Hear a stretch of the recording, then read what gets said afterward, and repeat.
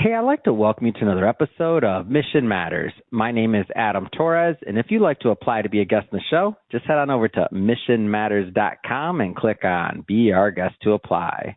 All right, so today's guest is Chris Brignall, and he is the Executive Director over at Nifty Southeast. And Nifty, for those that haven't heard of it, stands for the Network for Teaching Entrepreneurship.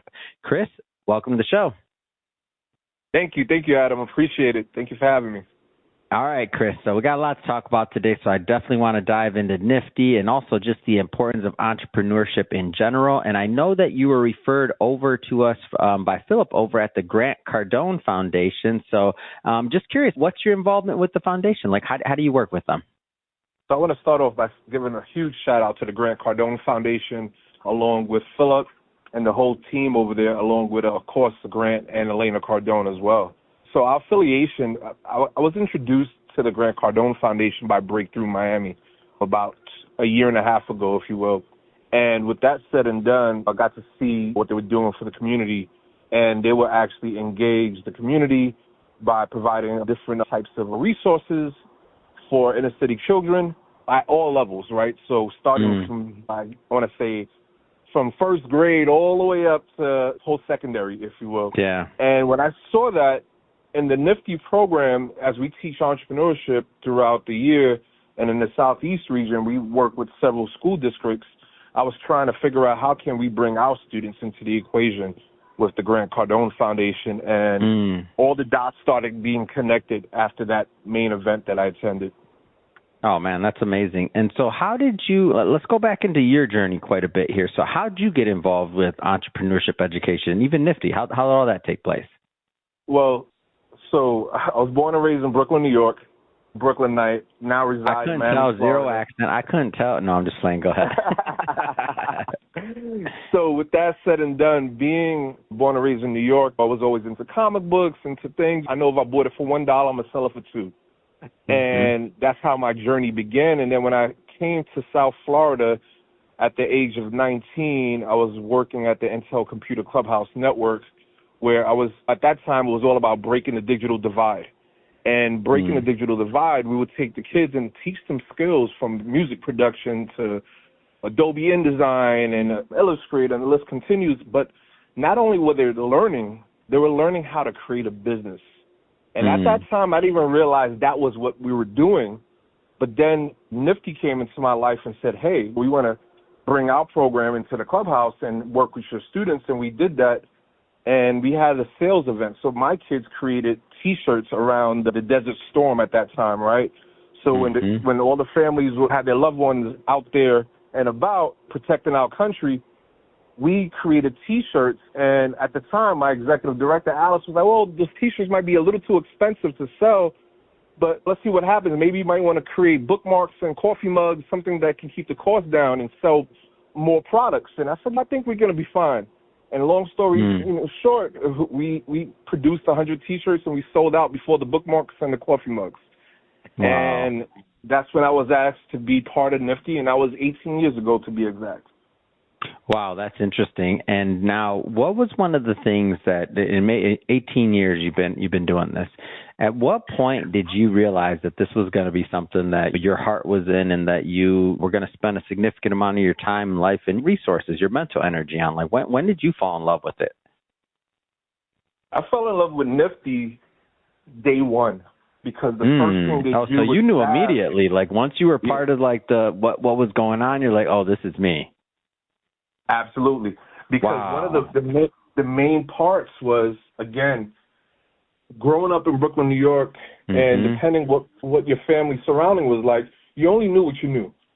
Yeah. And I've always been a firm believer of surrounding yourself with smarter and brighter individuals than yourself, and that's one of the things that I do daily. I don't want to be the smartest person in my circle. I want to be the lowest person in the circle, so I can constantly learn. So with that said and done, when I got into the Nifty office, I surrounded myself with a lot of smart individuals. And I said, what? I think it's time to be an ear hustler. And that's what I call it. So I ear hustled all of my way through Nifty and listened to conversations, listened to the mentors and the coaches coming in, coaching the students. And while the students were learning, I was learning. Mm. So I took that and I said, what I could also, since I am an entrepreneur outside of Nifty, I said, let me take a lot of this knowledge to my advantage and learn with the students versus this trying to teach and bring resources to the students. I want to be a student. Since I never had Nifty growing up, I have it now. Mm-hmm. That's amazing. And so what are some of the, I don't want to assume that our listeners know this, so what are some of the common challenges that students do face when they're learning about entrepreneurship, and like how does Nifty play a role in helping overcome? One of the biggest challenges is the conversation stops at the dinner table when they get home. So with Nifty, what we try to do is we created additional curriculum, not just for students, but we created curriculum for adults as well. Mm-hmm. So we try to bring our curriculum into the communities that our students are learning in. So when they do go home, their parents, their grandparents, their family members also have access from a different angle, point of view, whether it's from another local community-based organization or from just a free online resource that we shared on our social media, or whatever the case may be. They have access to other resources beyond just listening to their kids when they come home talk about their excitement around entrepreneurship and business.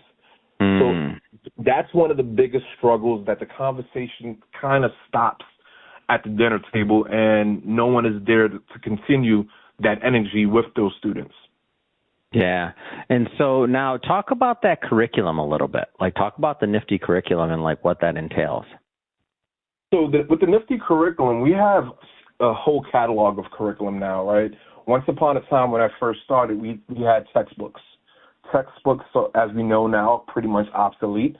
So now we utilize an online platform that's industry standard with universities and colleges, and it's called Canvas. So on Canvas, we have tons of different curriculums, from a classroom setting where it can be a standalone entrepreneurship course. We have curriculum for a classroom that you're providing a small dosage of entrepreneurship to. And then we have a whole pathway model. So kids can be learning from 6th grade or even 5th grade, as early as 5th grade, all the way to their 12th grade year. And then once they go to college or university, they can continue that entrepreneurship track through one of the local universities that we have partnerships with. So it's a full pathway of curriculum that we have at all levels.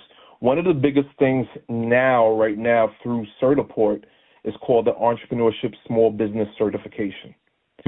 So the Florida Department of Education recognized Nifty to be one of those players in that realm where we can come in now and provide our curriculum that's aligned with that industry certification. So now students can graduate out of high school with that ESB certification. Again, it stands for Entrepreneurship Small Business Certification. That is meaningful for the employer that they're trying to get employed with if they're seeking a job. Because now that employer can look at that credential and say, hey, you're not just coming here for a job. You're going to come here and treat it as your own. You're going to really take it up a notch and really deliver this curriculum at a whole nother dynamic.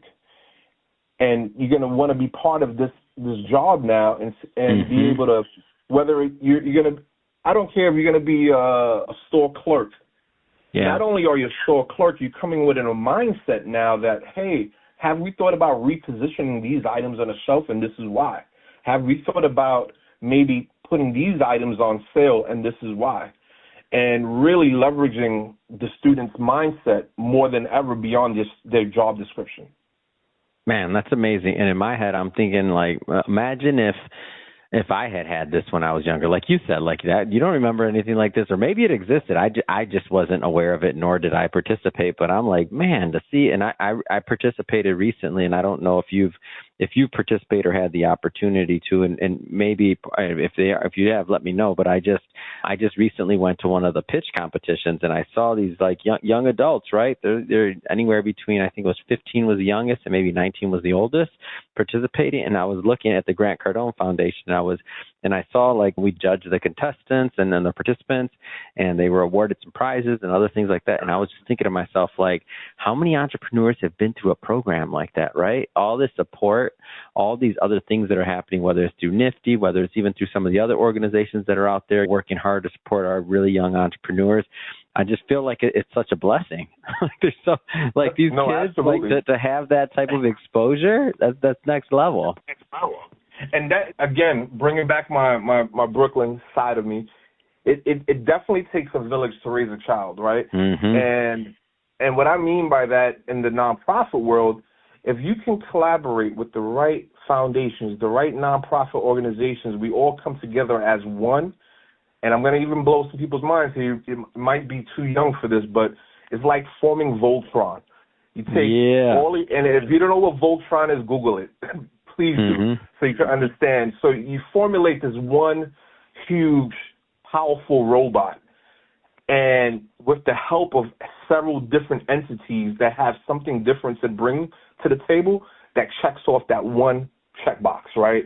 And if we have 20 checkboxes on there with a few organizations and foundations, we can have more than those top 5 checkboxes checked off on right now, right? Because we are all coming to the table to bring something different for these youth, whether it's coaching, mentoring, internships, seed capital for them to launch their business concepts, and so much more. Talk to me a little bit about kind of like where the role of mentors play in this whole scenario. Like, how do mentors fit into this? Wow. All right. So that's one of the things, Nifty's secret sauce is. Like, we have amazing curriculum, but it's the Nifty experience that we bring to the table. And not only do we bring you curriculum, but we do bring you virtual and physical coaches and mentors into the classroom. In the Southeast alone, we serve 36,000 youth every year.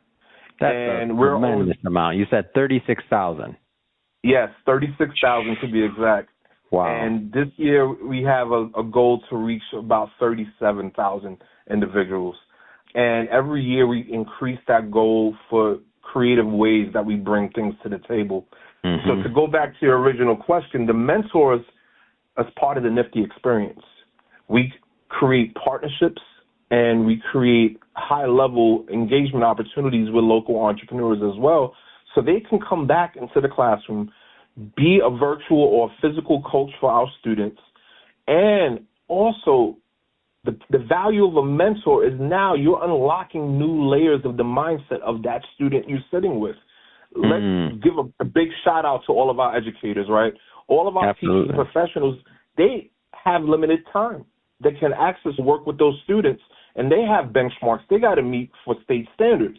But why not help support them and bring in some of these valuable coaches and mentors that can help elevate what they're teaching in the classroom now, right? So now that student is not only learning how to identify their target market, they're breaking it down even in more detail with the support and ongoing coaching sessions that they have with their mentors along the way. So mentors are the huge part of teaching entrepreneurship, especially individuals that are living as an entrepreneur or understand entrepreneurship or understand a small component.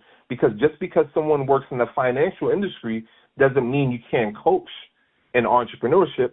Your expertise is going to be in the financials. So you're going to bring a wealth of knowledge when it comes down to that student and speaking to them about their financials when it comes to their business concept. Yeah, I think about like in my lifetime, like how many mentors helped me along the way when I was younger, and heck, even now. Like, and I like the fact that that's a big part of this, because then this and the interesting part about this is that it's funny, and this has just been my experience, but the more you help, even as an adult, like the more I help, like even going there and seeing and participating in the pitch competition and like being on site and seeing these kids, like I get just as inspired and filled up as they do. It's interesting how the mentor learns so much from the mentee, right? It's like a reciprocal relationship. Yep, absolutely. Yeah, just even being part of the process. That's amazing. Well, Chris, man, this has been a lot of fun having you on the show today and just really getting to know more about you, your work with the Grant Cardone Foundation, and also, of course, all the great work that you're doing over at Nifty. That being said, if somebody's listening to this or watching this and they want to follow up and they want to connect and they want to learn more, how do they do that? Whether they're volunteers, whether they're donors, whether they're like let people know how they can get involved and how they can connect. First and foremost, you're going to go to www.nifty, www.nfte.com. Once again, that's www.nfte.com. And tomorrow, we're kicking off our World Series of Innovation Day. It starts September 11th all the way through December, and it's a free online program for any individual out there between the ages of 5 all the way to 24, and there's monetary awards attached to it. So go on there. It's different challenges around UN sustainable goals, and you can create a business concept. So we have like sponsors like Co and several others that take a different sustainable goal and create a challenge around it for youth at a global level to go and create some sort of business concept behind that challenge. So take advantage of that. There's tons of money involved for people to win throughout the months. So there's about and when does it? You said it starts tomorrow. Is September 11th? This might come out a couple days after that. So it's what are the run dates? Just so people know. So September 11th all the way through December 13th, if I'm not mistaken. Plenty of time. Great. I just wanted the audience to make sure that they knew that if they're listening to this in a couple of days, hey, they can go check it out. So that's awesome. And that website, one more time, I want people to definitely get that. So that our main website is nfte.com. And then you have, if you just Google World Series of Innovation, you'll get that URL. It's going to be the first thing that pops up with our Nifty program. And it has its own standalone website where you can go download the toolkit and start working on your ideas. For everybody that's listening, just so you know, we'll put the links in the show notes to the website so you can just click on it and head on over and check it out. And speaking to the audience, if this is your first time with Mission Matters and you haven't done it yet, hit that subscribe or follow button. This is a daily show. Each and every day we're bringing you new guests, new ideas, and hopefully new inspiration that's going to help you along the way in your journey as well. So again, hit that subscribe or follow button. And Chris, man, it's so good to meet you, and keep up the great work, man. I appreciate all you do. Thank you. Appreciate you for having me on the show.